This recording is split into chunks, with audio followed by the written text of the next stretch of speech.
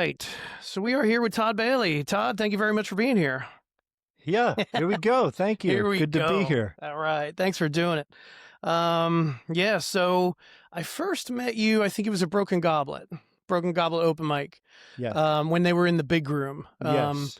And I walked in and put my name on a list, and I think you introduced yourself because we knew each other from Facebook or Instagram or something like that. Yeah. So, Yeah. yep. Great venue, Mhm. Broken Goblet in the area. And yeah, you're right. I think I came over and said hi. And I like to do that when I'm at these open mics or any kind of venue that I go to where music's going on. And it's kind of like the title of your podcast, right? Local music. Right. And I think it's so important to network and meet other musicians. So yeah, I try and make a habit whenever I'm at a venue for a gig or an open mic to at least introduce myself and see who's in the room.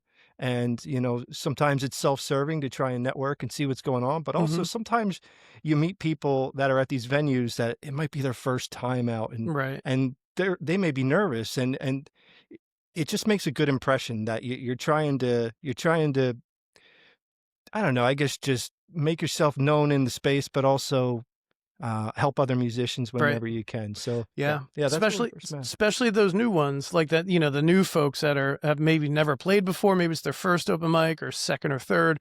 They're nervous, so it's always nice. If somebody says, "Hey, my name's Todd" or "My name's Dave," and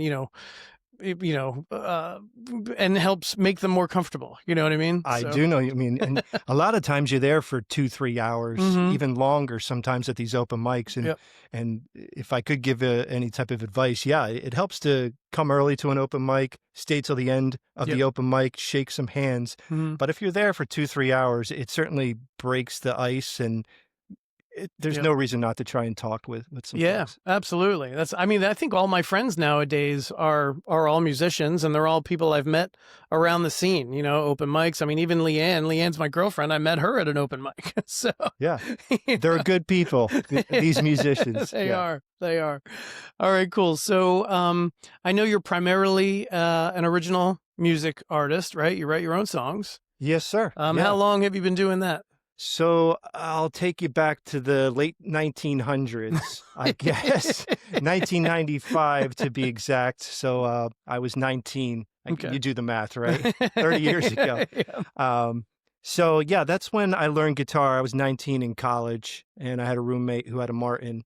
Oh, nice. Martin D1. And when he would go to class, he taught me a couple chords, but he would go to class and I would pick it up and skip class. And I learned to play guitar, and I gravitated to the songwriting side right away, as opposed to the covers. There's nothing wrong with playing covers, and we'll talk about that in a little bit. Sure. But yeah, I'm more on the songwriting side. And so I started out in college. I picked up guitar, and then I lasted in college for a year, and then I dropped out of college, and I sold everything everything I had in my apartment. I bought a Greyhound and headed out west. Oh, really? LA. Wow. And I spent some time busking on Hollywood Boulevard. Cool. And that's really where I got my start, was nice. Busking on Hollywood Boulevard, trying to figure out how to play the guitar.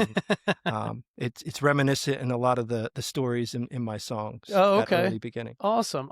So tell me a little bit more about like that experience. When you say you busked on on Hollywood Boulevard, I immediately think of like Ed Sheeran getting his start busking on the streets of, I think, Dublin, Ireland, I think, but, Sure. but like, so how was that experience, and how did you decide that I'm just going to pack up and move and go play on the street? Was that the plan when you moved? That was the plan. Wow. I'm going to pack up. I was in college for theater, and I wanted to be a, movie star and do acting. So that was where you wanted to be, was in Hollywood. So packed up my guitar and ended up in Hollywood, and I lasted about 2 months until the money ran out, and I ended up on the streets. And oh, wow. I was living on the streets of Hollywood. So it's a little different than Ed's story.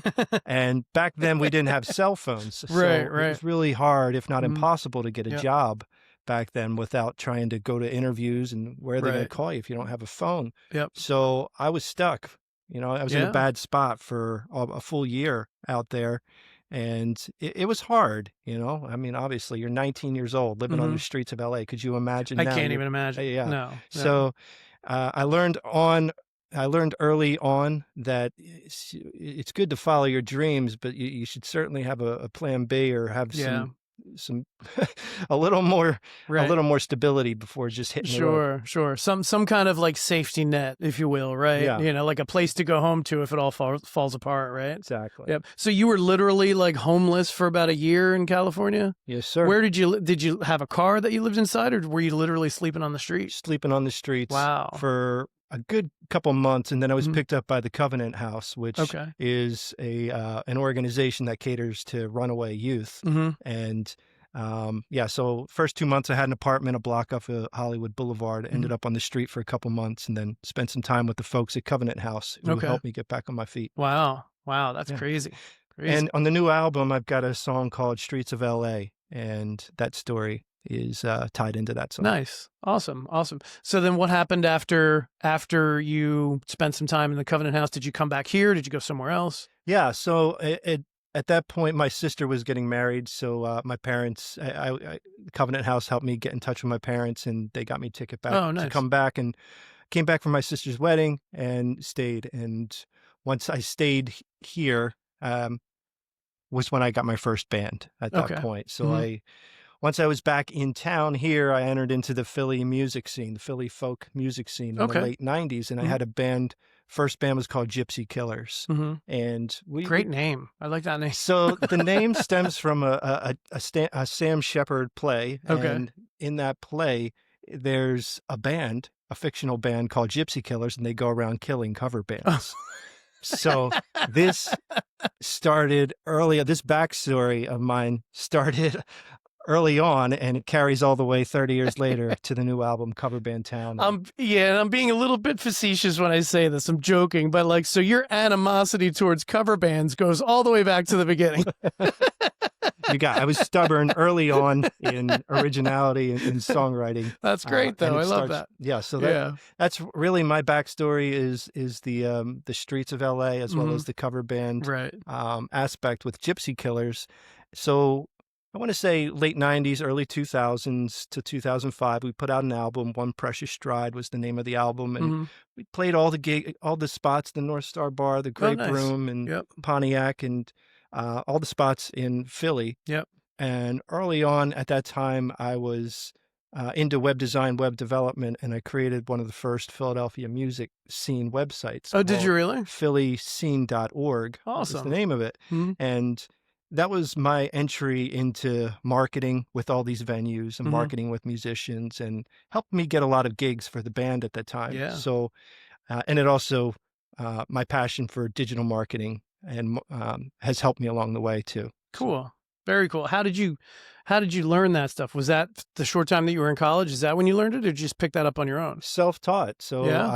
$300, I bought a copy of Macromedia Dreamweaver and Oh, learned wow. to hard code myself. So I Awesome. started out as a front-end HTML, CSS, Very JavaScript cool. developer, and Nice. learned it from there.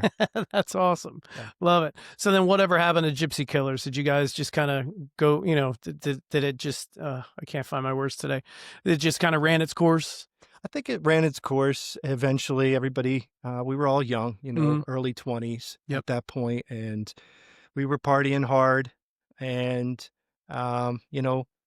everybody kind of went their own ways at some point. Yeah. Yep. And did you join another band, or have you been solo ever since? Sure. I played with a couple of different bands throughout my life, Anxiety Drive, as well as Jekyll's Twin, and a couple others. Nothing is of substance more than Gypsy Killers. Okay. Very cool. Very cool. So when did you first start recording? I think it's 2 or 3 different iterations or chapters along my journey. Yep. And early on, I was having studios record me. And I would probably say the last 5 years is really when I took the time to learn audio and video production and put it to work for me, because as a songwriter, I'm writing 2-3 songs a week, and I can't afford to keep paying studios all the time. So, I took the time and invested it in myself, in picking up and by trial and error, Yep. figuring out how to record. And that's awesome. yeah. I'm kind of in that phase myself a little bit. Like, again, you know, everybody knows me as the cover guy, but I do have a handful of original songs, and I record those in my bedroom in my apartment, you know, using GarageBand, you know, so Yes. I'm still at kind of the beginning part of learning how to do it, and every recording I make is just a little bit better, so it's coming along. Fantastic. Yeah, they're always still coming along, and you know, everybody's doing different things with their music. You know, they're on their own journeys, playing covers. And I know you recorded the cover album. I did, right? yeah. I released that last month of just all covers. Yep. So it's fun recording, though. It is. You know? It is. Yep. Yep. Cool. So, what are you using now to record your music? What kind of equipment are you using? Logic, or what are you using? Yeah, Logic's my main DAW that I use. And I'm straight out of or just straight using a lot of stock plugins. Okay. Outside of Wave and Fuser and Abbey Road for mastering. So Fuser for mixing and Abbey Road for mastering. Okay. But everything else is just stock plugins. Nice. So I take pride in that I'm not hiding everything. I think a song is going to live on its own. Sure. Without trying to be masked with a lot of plugins and effects. And it helps me. This is what works for me. Yep. And it helps me just get better as a recording musician as well. Yeah. Are you using a lot of, and forgive me, because I'm not very well versed in recording and stuff, but whenever I look up YouTube videos on how to record, you know, from home and stuff like that, they're always talking about, you know, make sure you don't have too much reverb, or, you know, watch how much compression you're using and stuff. Do you have kind of a general rule of thumb when it comes to like stuff like that, like reverb and compression? I do. Yeah. It didn't come right with either. Okay. It came through trial and error, as well as the YouTube videos and breakthroughs, a lot of breakthroughs with my second to last album, Counting on the Moonlight. I ended up re-recording the whole thing after I learned about bus compression and a couple other different tips. And that goes to your point about reverb and understanding what your chain is for each channel. And as a producer, you get to a point where you're comfortable with, okay, this is the chain. It's a process and a procedure. So the more you learn, it makes you more productive. So with reverb, I always just throw it over to bus compression, which I learned. And as soon as I figured that out, it was just an aha moment that, you know, this really makes everything sound a lot better, and I can control the sound a lot easier. Okay. I don't even know what that is. Can you give me the high level overview of what bus compression is? I'll do it wrong, but the way I understand it, if you imagine a bus, like a school bus, and this is not the right way. Sure. But imagine a bus is going to go from point A to point B. Yep. So you're recording on point A, but you put your reverb on point B, and then you take the bus over there, so you can control on a separate channel the reverb or whatever effects are on that bus, as opposed to throwing it on the one channel that's already got probably a lot of effects, EQ, compression already on there.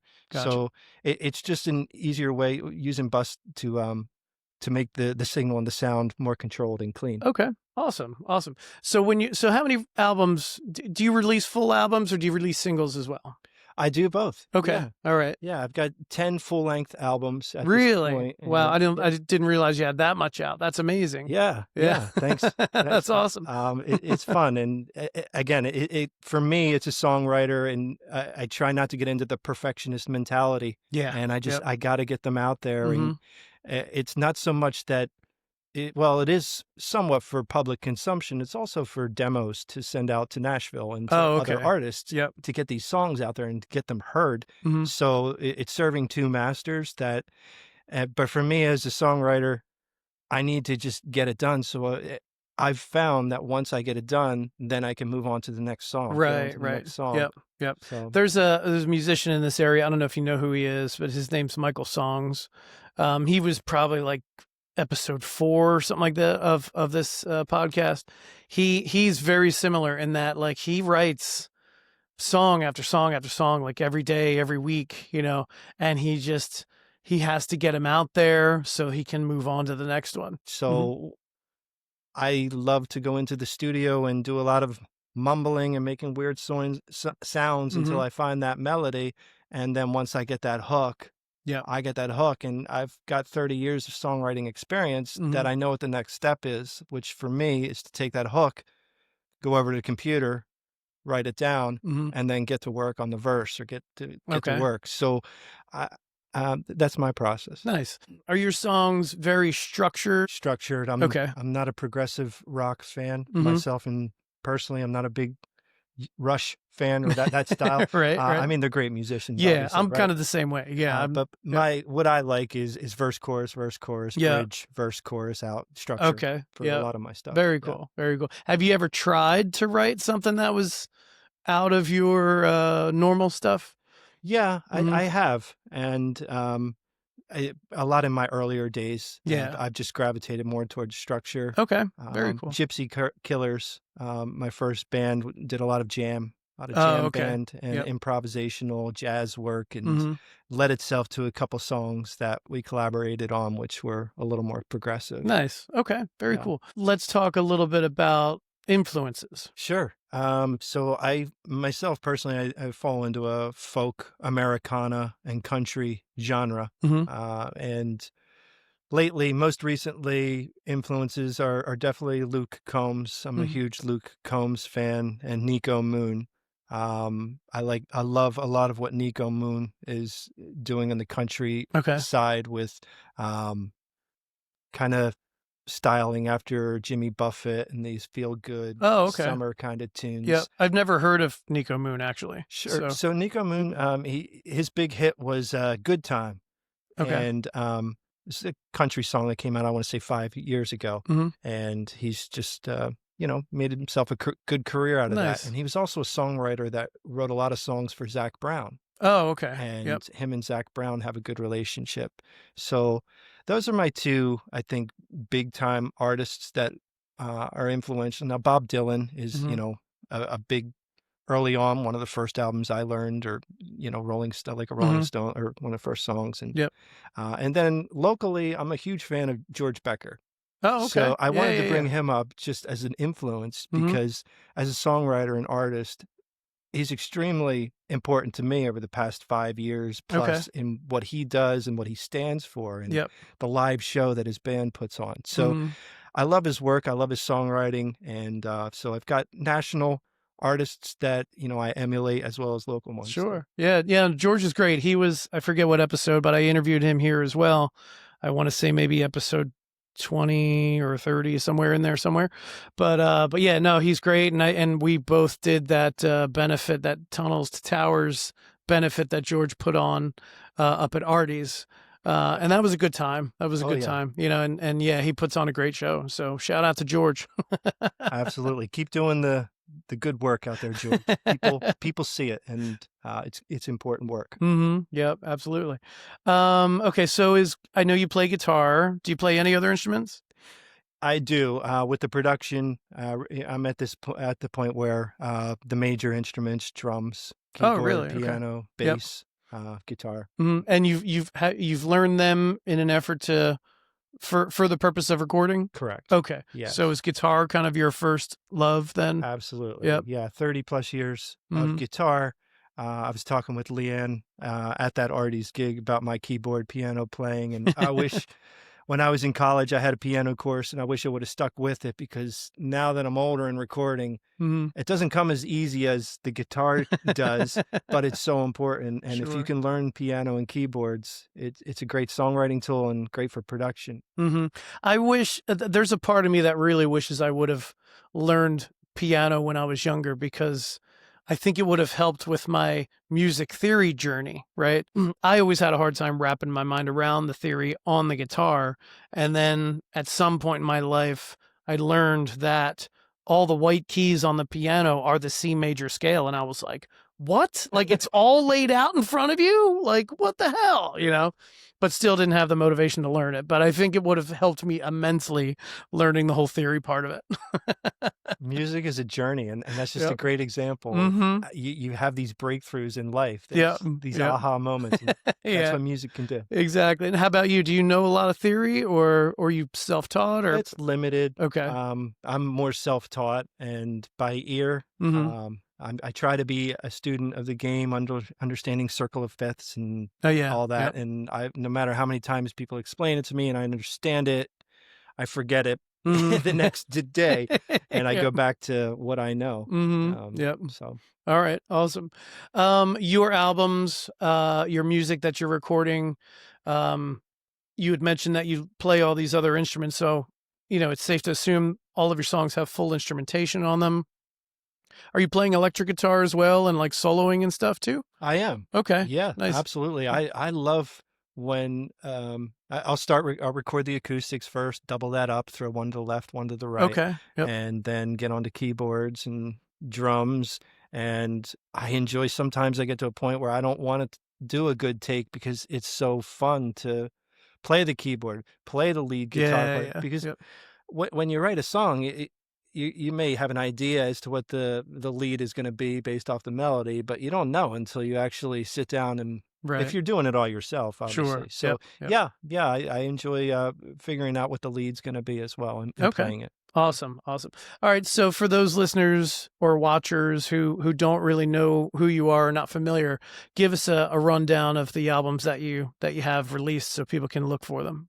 Sure. Yeah. The main ones, Gypsy Killers, One Precious Stride is a great album, first album. And they're available on all platforms? That one's only available on SoundCloud. It's sold out. There's no more copies available. And then most recently, the important albums would be Good to Yourself, as well as Counting on the Moonlight, and the most recent one, which is Cover Band Town. Yep.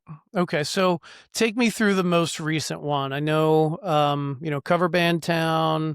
We kind of hinted on it earlier. The struggles. I'm gonna assume a little bit that this album is really centered around the struggles of an original musician in a place like this, and this being Philadelphia, Southern New Jersey, where it's very cover band heavy. So is that kind of the message throughout the whole album? It's pretty close, Dave. The only deviation would be that it's not just Philly or South Jersey. Oh, okay. So right. I feel it's more of a national or even an international I don't want to say problem, but I'm gonna scenario. Yeah. I don't want to paint the world of cover bands in too bad of a light, because there's a lot of us out there, myself included, that still play gigs that are related to cover bands. And my cover band stance is more where venues are charging $5, $20 to come see a tribute band or a cover band, as opposed to our local venues where someone's playing for 2-3 hours. That's really not what I'm talking about. But you're absolutely right. It does have to do with and highlight the struggles of a songwriter playing in a cover band town, where no matter how good you are, it's so hard to get a gig, and it's not what people want to hear. And, the same old story. And I really compiled this 10th album in the hopes that there's songwriters out there that struggle with that thought, which I did for so many years. Like, why can't people just understand me, understand my music and me as a songwriter? As a town, it's so hard. And I don't think it's just South Jersey or Philly. I know it's not. It's everywhere. Yep. One of the reasons why I started this podcast was to shed some light on all of the amazing talent that we have in this local scene. And 90% of the people I've interviewed here are original artists. So everybody is really looking to kind of bolster that original scene. And I know people like Andrew Moore, he's trying to start up, well, he's had a few of them now already, but like the writers rounds that exist in Nashville, he's bringing that to Jersey and Philly. Then I've already mentioned Michael Songs. He has kind of teamed up with Shay Arthur and Chuck Milbach. They do an original artist circuit at Double Nickel in Pennsauken. I think it's once a month. I think it could become something. I mean, yes, you've got the Jersey Shore that is all going to be cover bands probably all the time. You know what I mean? But you've got towns like Maple Shade and Pennsauken and everywhere in between that seem to be a little bit more open to original music. I agree. I see that movement that you're talking about with a lot of um, the Nashville style songwriter rounds beginning to pop up locally, and I would just try and amplify that message, not only for the community, but more targeted toward venue owners as well. And Yeah. the venue owners are so important to the scene to adapt that style, because look, they're here for business. They're here for asses in the seats, right? So that's a hard sell sometimes in a town where original music isn't as big a draw as it can be, but we've seen it work where you build a scene, and the local musicians, they have the followings. A lot of these local musicians, they can bring out 5-10 people each, and so the math works. And I think my frustration is when these venues they've got the house, they've got the 200 people already there, right? And then it's like, well, we could do something a little more creative with that. Let's just look at who's on the set, or who's on the roster for that day. Right. Even if it's just one day a week to start out with, you know what I mean? I mean, why not? Well, with that being said, I mean, you're probably more educated in the original music venues around here than I am. So I'm going to ask you, like, where are some of the places that you've either played original music or maybe shows you've got lined up or whatever? Like, tell me about some of the places that are in this area. Well, the one I'm really high on lately is the Starving Artist Cafe with Todd the Mod, and what he's done up there in Stockton, New Jersey.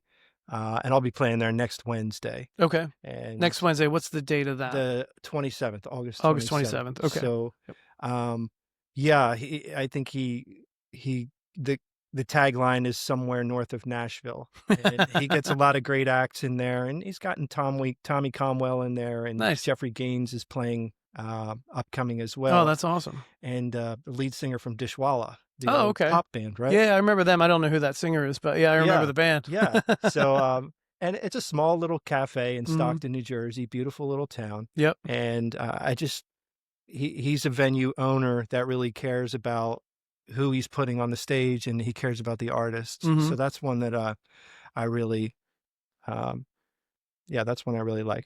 Awesome. There is, I think you played it. Isn't there a place in the Pine Barrens somewhere, like kind of in the woods? What's the name of that place? Yeah, Albert Music Hall. Albert Music Hall. That's it. Yep. Wonderful venue. Yep.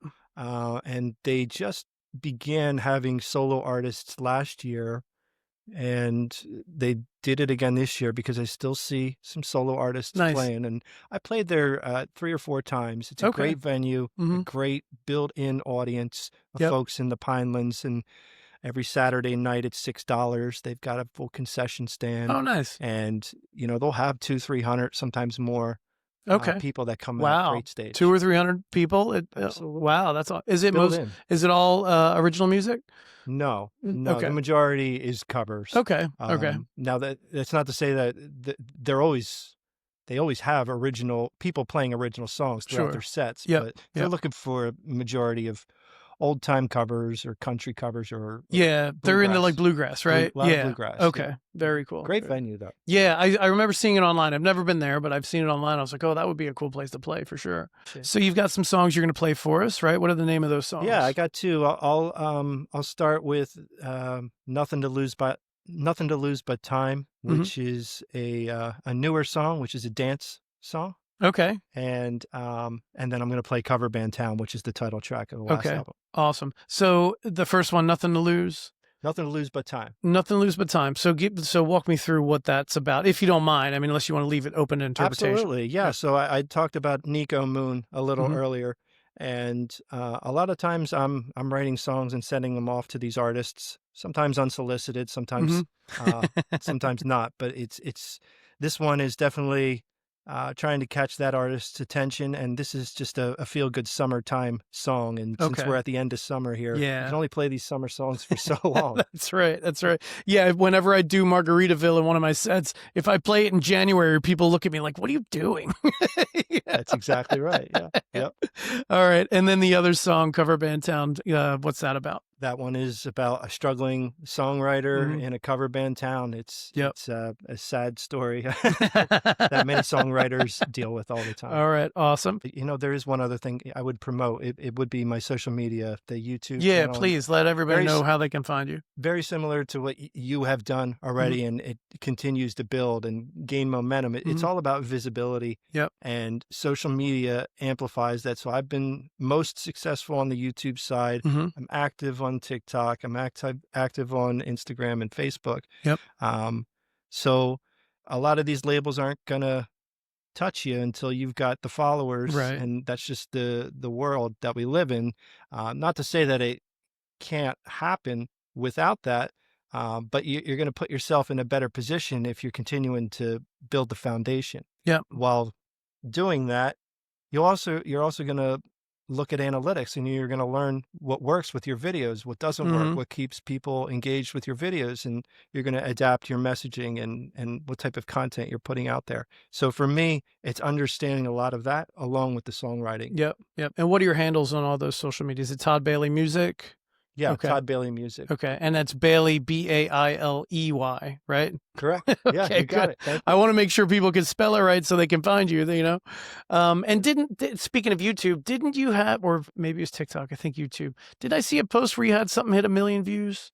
I did, yes. Okay, what was YouTube, that? Our first, it is a team effort though. Our first YouTube, so for my content, I'll do the songs, but I'll also do songwriter tips. I'll do songwriter origins where I talk about popular songs and how they were written. I'll do other fun things on content. The one that hit 1 million was talking about Paul Simon and how he wrote Bridge Over Troubled Water. Oh, okay. That's awesome. So interesting enough, once that one hit 1 million, and then shorts that follow it are now 30 to 50K. Like, really? Yeah, really. That's awesome. Bumped up the foundation. Of a lot of that work. So it's just continuing to learn. Yeah, and you got to keep putting it out there. I mean, I know a lot of people are probably rolling their eyes right now going, oh, I hate posting on social media all the time. And I do too. But like, you have to, you know, and you can find a way. There's no blueprint, but you can find a way in your own style to try to make it as easy as possible, you know, like set up a tripod while you're playing at a gig or at an open mic, and then just post 30 to 60 seconds of that, you know, of one performance, something like that. Like, there are ways to simplify it. You just have to figure it out. Anyway, Todd, well, thank you very much for being on the podcast. I appreciate it. Thank you so much. You're really welcome. Fun. I appreciate it. Oh. This is nothing to lose but time.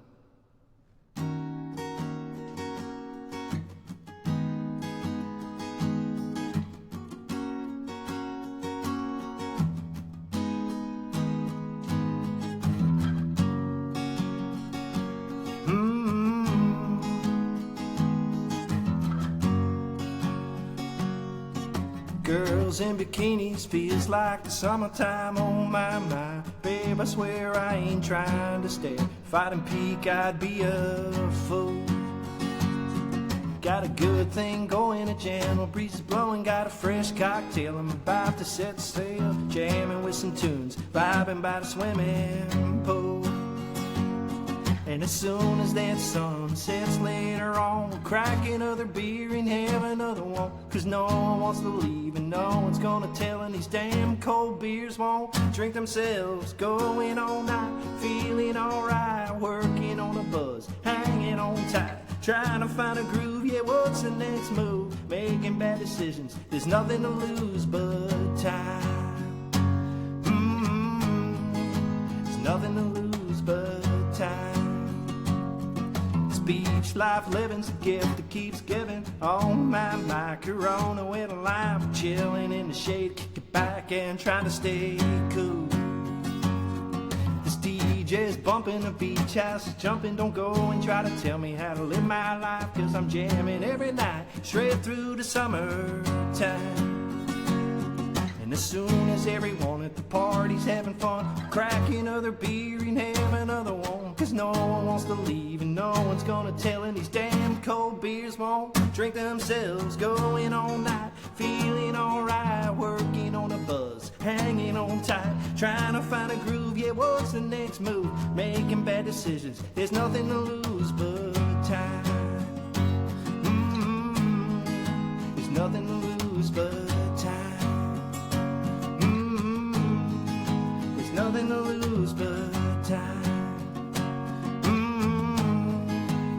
nothing to lose but time. And the fireball shots got me feeling fine, got me faded out and twisted inside, hanging all night long with your best friends. To the break of dawn, the party never ends. To the groove and beat, get you stomping your feet, and the music flows out into the street, dancing all night long to the summer sounds, to the cops come and try and shut us down. Later on, as soon as they're gone, crack another beer and have another one, 'cause no one wants to leave and no one's gonna tell, and these damn cold beers won't drink themselves. Going all night, feeling alright, working on a buzz, hanging on tight, trying to find a groove. Yeah, what's the next move? Making bad decisions, there's nothing to lose but time. There's nothing to lose but time. All right, nice. All right. This is Cover Band Town.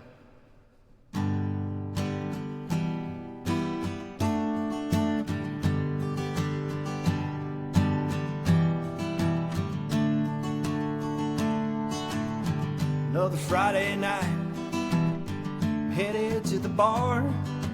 I got the J45, the backseat of my car. Wrote a brand new tune, got a hot new sound, but the marquee says shot of Southerns in town. They'll be playing some Skinner, they're singing George Strait all night long. It's just another day, yeah, I'm stuck in this town. Man, I'll never get out, there ain't much you can do. It's a cover band town, in a cover band town. Your dreams don't pay, they want brown-eyed girl, not the songs I play. I got hooks and heart, I got something to say, but in a cover band town, there's no easy way. It's a cover band town.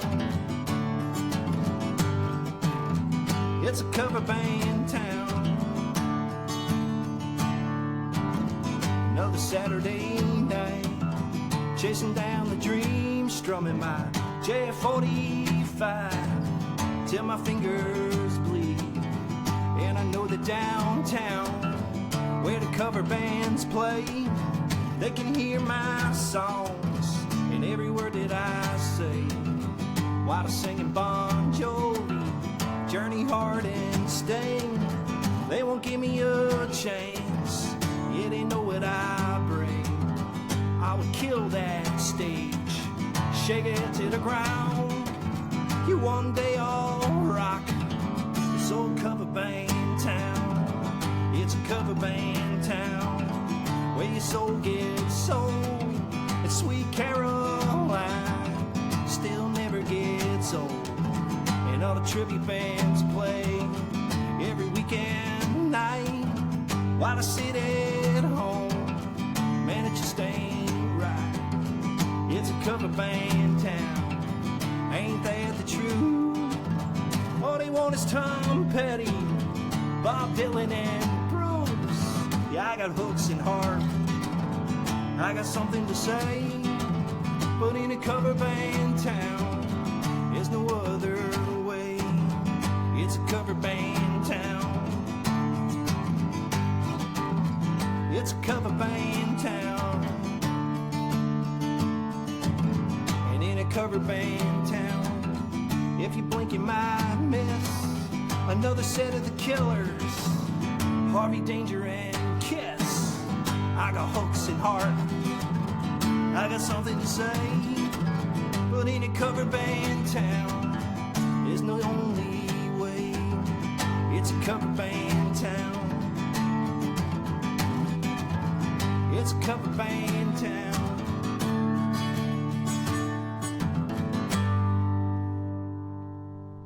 Nice.